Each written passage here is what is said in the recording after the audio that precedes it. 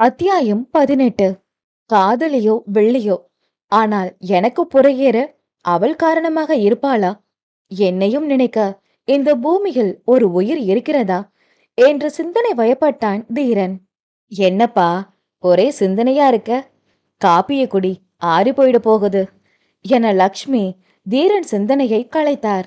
நல்ல கேலி கிண்டலுடன் கழிந்தது நேரம். மித்ரன் பற்றியும் அவன் செய்யும் சேட்டை பற்றியும் புட்டு புட்டு வைத்தார்கள் பெற்றோர்கள். கல்லிலும் ஈரம் உண்டு என்பதைப் போல தீரனையும் சிரிக்க வைத்த பெருமை அவர்களைத்தான் சேரும். சரிம்மா, அப்போ லேட் ஆயிருச்சு, நான் கிளம்புறேன் என எழுந்து நின்ற தீரன் கண்ணில் எப்பொழுதுதான் ஹாலில் மாட்டியிருந்த ஒரு சிறுமியின் புகைப்படம் பட்டது. இது யாருமா, உங்க பொண்ணா? அந்த போட்டோவை பார்த்த வண்ணம் கேட்டான். இவ்வளவு நேரம் மூவர் முகத்திலும் இருந்த புன்னகை வற்றி போனதை பார்க்க தவறிவிட்டான் தீரன். ஆமாப்பா, எங்க பொண்ணுதான். உதட்டில் சிரிப்பு இருந்தாலும் கண்கள் கலங்கி போய் இருந்தது மித்ரன் அன்னைக்கு. ஓ, ஆனா நான் அவளை பார்க்கவே இல்லையே, வெளியே போயிட்டாளா என அந்த போட்டோவை ஆராய்ந்த வண்ணமே கேட்டான் தீரன். ஆமா, போயிட்டாப்பா. ஆனா வெளியே இல்லப்பா, மொத்தமா போயிட்டா என லக்ஷ்மியின் வார்த்தையும் சிறு விசும்பல் சத்தமும் கேட்டு பட்டென்று திரும்பினான். அவர் சொன்னது எனக்குத்தான் தவறாக கேட்டுவிட்டதோ என சிறு அதிர்ச்சியாக அவர்களை பார்த்தான். அம்மா, அழுகாத என மித்ரன் அவன் அன்னை கண்ணை துடைத்து விட்டான். சார், அவ என் தங்கச்சி வனிதா, அவதான் எங்க வீட்டு தேவதை என்றவன் முகத்தில் அவ்வளவு வருத்தம் குடியிருந்தது. ஸ்கூல் போயிட்டு வரேன்பான்னு சொல்லிட்டு சந்தோஷமா போன பொண்ணு வரும்போது பொணமாதான் தம்பி வந்தா என மித்ரன் தந்தை மகளின் புகைப்படத்தை வருடி கொடுத்தார். பா, விடுப்பா என அப்பாவையும் அம்மாவையும் அழைத்து கொண்டான் மித்ரன். சார், நம்ம கிளம்பலாம் என கண்ணை துடைத்து கொண்டு தீரனுடன் கிளம்பி நின்றான் மித்ரன். வேண்டாம் மித்து, நீ வீட்லயே இரு, அம்மா அப்பாவை பார்த்துக்கோ, இன்னைக்கு லீவ் எடுத்துக்கோ என மறுத்துவிட்டு தீரன் மட்டும் கிளம்பி வெளியே வந்தான். இல்ல சார், நானும் வரேன் என மித்ரனும் கிளம்பி வந்தான். நான் தான் சொல்றேன்ல, வேண்டாம்னு. பேசாம இரு, அவங்க ஃபீல் பண்றாங்க. கொஞ்சம் கம்முன்னு இரு, சரியா? இன்னைக்கு நானும் கொஞ்சம் வெளியே போறேன், அதனால நீ வீட்ல இரு என மித்ரனை விட்டு காரில் ஏறி அமர்ந்தான் தீரன். மித்ரன் வேகமாக காரின் அருகே ஓடி வந்தான். சார், முக்கியமான வேலைன்னா மீடியா மேடம் பார்க்க போறீங்களா என இதழில் குறும்புடன் கேட்டு வைத்தான். உனக்கு கொழுப்பு கூடி போச்சு, 2 தட்டு தட்டுனா எல்லாம் சரியாகிரும் என கையில் இருந்த காப்பை முறுக்கி கொண்டான் தீரன். இல்ல, முக்கியமான வேலைன்னு சொன்னீங்களே, அதனால ஒருவேளை அதுவா இருக்குமோன்னு நினைச்சேன் சார் என்று மித்ரன் தலையில் நச்சென்று ஒரு அடியை போட்டான் தீரன். போடா, சும்மா அனாவசியமான வேலைகள்லாம் பார்க்காம என வேகமாக கிளம்பிய தீரன் மனதில் மித்ரன் கேட்டதுதான் ஓடிக்கொண்டிருந்தது. மீடியா மேடம பார்க்க போறீங்களா சார் என அவன் கேட்டது மட்டும் ஓடிக்கொண்டே இருந்தது. நேற்று கடைசியாக கண்ணாடி மிரர் வழியாக அவளை பார்த்ததும் அவள் கண்கள் யாரையோ தேடி கடைசியாக இவன் பக்கம் வரும்பொழுது வேகமாக இவன் ஒளிந்து கொண்டதும் ஞாபகம் வந்தது. நீ அவளை பார்த்துட்டு வந்திருக்கலாம், அவ உன்னை தப்பா நினைக்க மாட்டாளா என அவன் மனமே அவனிடம் வாதிட்டது. அவ தப்பா நினைச்சா எனக்கு என்ன, அவளை காப்பாத்த வேண்டியது என்னோட கடமை, அவ்வளவுதான், மத்தபடி வேற ஒன்னும் இல்ல என்று அவன் மனதிடமே வாதிட்டான் காரை ஓட்டியபடி.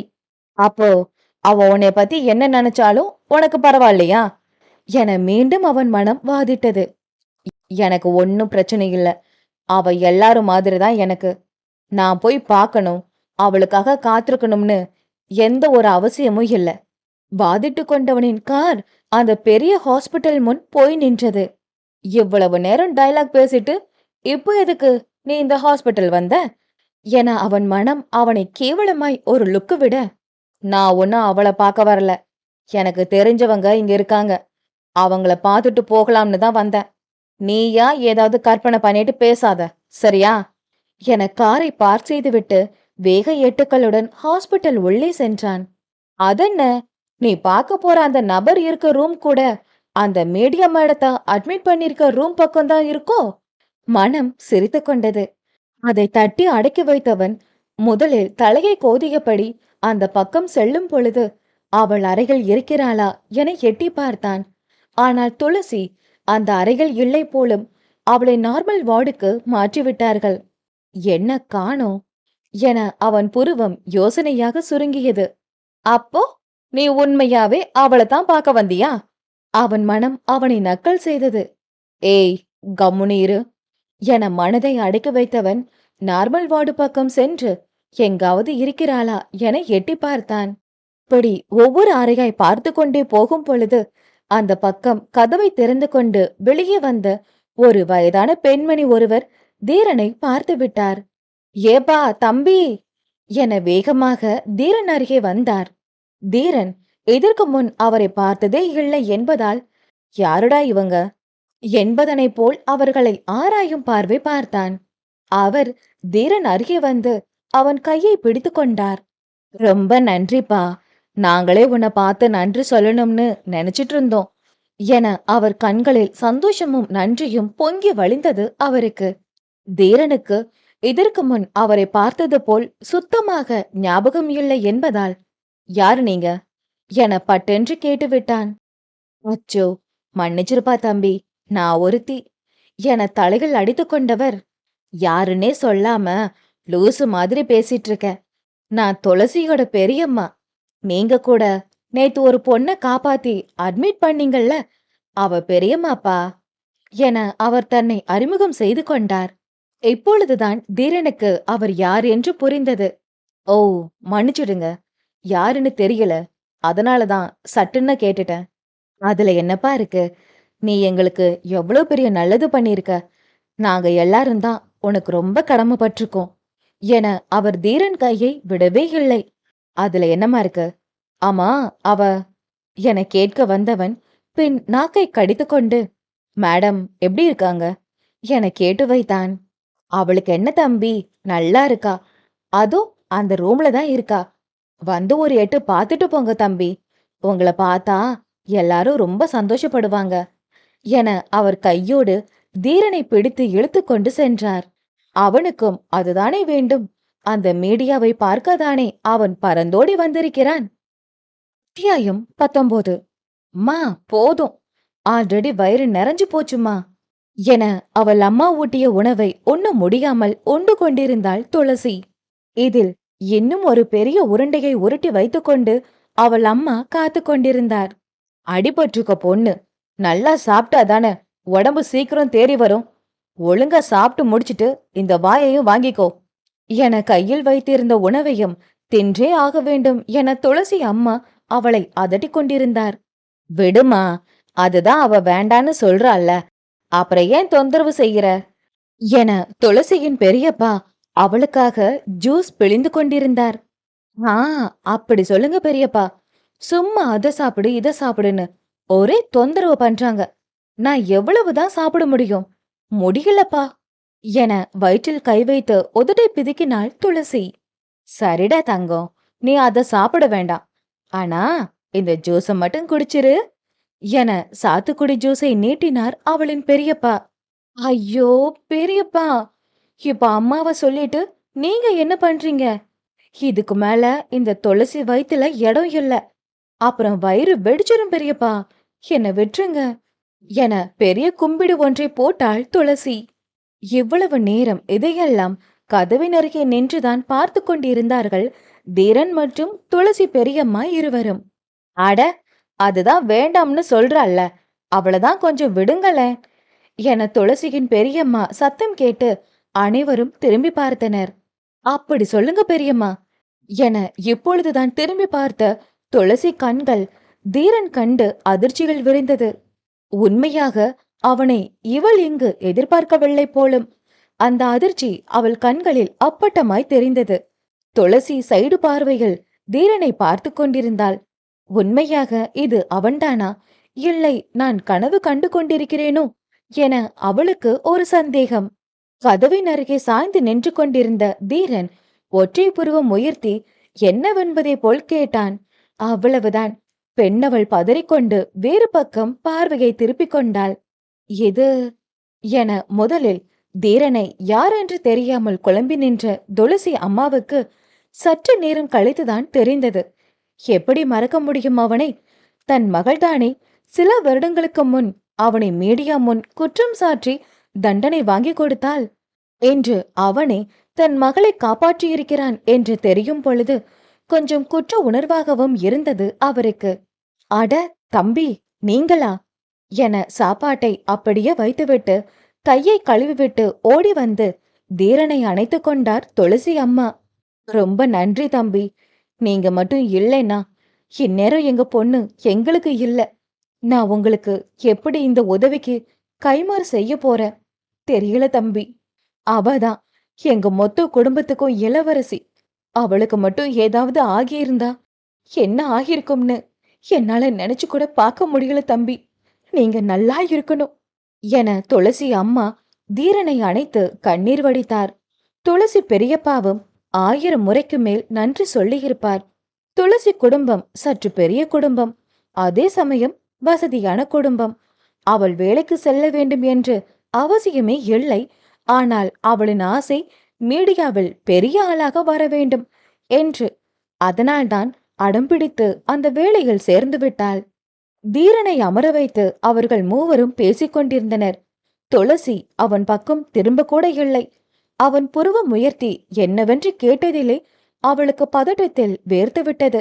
அதனால் போன் பக்கம் தனது கவனத்தை செலுத்திக் கொண்டிருந்தாள். ஏங்க, ஏதோ மருந்து வாங்கணும், நான் வரதுக்கு முன்னாடி வாங்கி வையுங்கன்னு அந்த நர்ஸு சொல்லிட்டு போச்சுல்ல, மறந்துட்டீங்களா?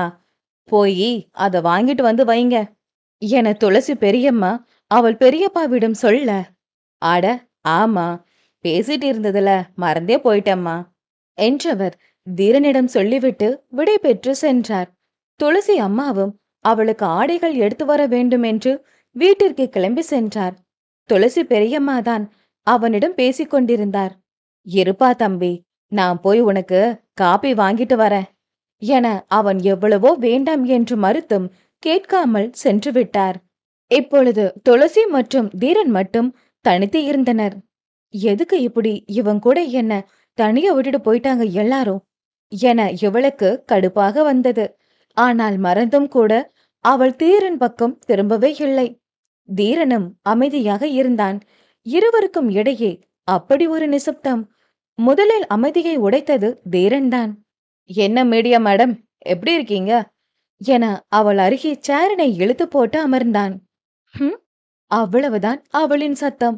அதற்கு மேல் அவள் எதுவும் பேசவில்லை. என்ன அர்த்தம்? நல்லா இருக்கீங்கன்னு அர்த்தமா இல்ல நல்லா இல்லைன்னு அர்த்தமா? வாயை திறந்து பேசினாதானே எனக்கு தெரியும். நான் ஒன்னும் மனசுல இருக்கிறத படிக்கிற சந்திரமுகி ரஜினி இல்லைங்க மேடம் என வழக்கம் போல் அவளிடம் வம்பு செய்ய துவங்கிவிட்டான். எவ்வளவு நேரம் இருந்த பொறுமை துளசிக்கு காற்றில் பறந்தது. நான் எப்படி இருந்தா சாருக்கு என்ன பிரச்சனை? இப்ப மட்டும் ஏன் வந்தீங்களா என பட்டென்று திரும்பி அமர்ந்தவள் கை படுக்கையில் பட்டு சற்று வழியில் முகம் சுணங்கினாள் பெண் அவள். ஏய், பார்த்து உட்காரு அவனையும் அறியாமல் கத்திவிட்டான் தீரன். ஒரு நொடி இருவரின் கண்களும் ஒரு சேர பிரவேசித்தது. கேட்டதுக்கு பதில், இப்ப மட்டும் ஏன் வந்தீங்க மிஸ்டர் என வம்புக்கு நின்றாள் அவள். அட, நான் உங்களை பார்க்க வரல மேடம், நான் வேற ஒருத்தரை பார்க்க வந்தேன். அப்போ அப்படியே உங்க பெரியம்மா தான் என்னை உள்ள இழுத்துட்டு வந்துட்டாங்க என அப்பட்டமாக பொய் சொன்னான். வந்ததே இவளுக்கு கோபம். ஓ, அப்படியா மிஸ்டர்? அப்ப ஏன் இங்க உட்கார்ந்திருக்கீங்க? நீங்க பார்க்க வந்தவங்களை போய் பார்க்க வேண்டியது தானே என அவள் அப்படி ஒரு முகத்தில் கோபம் எட்டி பார்த்தது. பார்த்துட்டு தானே இருக்கேன் என முணுமுணுத்து கொண்டான் இவன். என்ன என கோபமாக கேட்டாள் அவள். இல்ல, இதோ பார்க்க போகணும்னு சொன்ன மேடம் என சமாளித்து வைத்தான் இவன். போங்க போங்க, எங்க யாரும் உங்க கைய புடிச்சு வச்சுக்கிட்டு இல்ல மிஸ்டர், கிளம்புங்க, காத்து வரட்டும் என ஒரு கோபத்தில் கத்தியவளுக்கு புறையேறி இரும துவங்கி விட்டாள். ஏய் பாத்து என அவள் தலையில் தட்டி கொடுத்த தீரன் ஓடி சென்று தண்ணீர் எடுத்து வந்து அவளுக்கு புகட்டினான். எனக்கு ஒன்னும் இல்ல, உங்க உதவி தேவையில்ல என முதலில் தட்டிவிட்டாள் துளசி. அடம் பிடிக்காத என்றவனுக்கு சிறு கோபம் எட்டி பார்த்தது. அதனால் அவள் வாயை பிடித்து தண்ணீரை வம்படியாக குடிக்க வைத்தான். அவள் குடித்து முடித்ததும் தான் அவளை விட்டு தள்ளி அமர்ந்தான். முன்னே அமர்ந்திருந்தவள் அவனை முறைத்து தள்ளினாள். என்ன மேடம், ஹெல்ப் பண்ணா கூட முறைப்பீங்களா? மீண்டும் வம்பு செய்தான். யோ காக்கி, கையை இடிச்சிட்ட, அது வலிக்குதியா என கோவத்தில் உதட்டை பிதுக்கினாள் பெண்ணவள். என்ன யோவா என அதிர்ச்சியாகிவிட்டான் அந்த காக்கி. அத்தியாயம் 20. யோவா என்றதும் தீரன் அதிர்ச்சியாகிவிட்டான். ஹலோ, என்ன மேடம், வார்த்தை தடிக்குது என தாடியை தடவினான் அந்த மீசைக்காரன். வந்து சாரி, வலிச்சது அதுதான் என முகத்தை திருப்பிக் கொண்டாள் ரோசக்காரி. ஆமா, நீங்க யாரையோ பார்க்க போகணும்னு சொன்னீங்க, போகலையா என்றாள் எங்கோ வெறித்தபடி. போகணும்தான் என இழுத்தான் இவன். அப்போ போங்க என கதவை நோக்கி கை காட்டினாள் இவள். போகலாம்தான், ஆனா என்னைய நம்பி மீடியா மேடம விட்டுட்டு போயிருக்காங்க, நான் எப்படி விட்டுட்டு போக முடியும் என புருவம் உயர்த்தி பார்த்து வைத்தான் தீரன். ஆமா ஆமா, இல்லைன்னா மட்டும் சார் அப்படியே நடுவுல விட்டுட்டு போக மாட்டாங்க பாரு என இவள் முணங்கிக் கொண்டது தீரனுக்கு நன்றாக கேட்டதுதான். இருந்தும் கேட்காதது போல், என்ன மீடியா மேடம் என கேட்டு வைத்தான் அப்பாவி போல். ஒன்னும் இல்ல சார், நான் எதையோ புலம்பிட்டு போறேன், விடுங்க, உங்களுக்கு என்ன என முகத்தை தூக்கி வைத்துக் கொண்டாள் ரோசம் வந்து.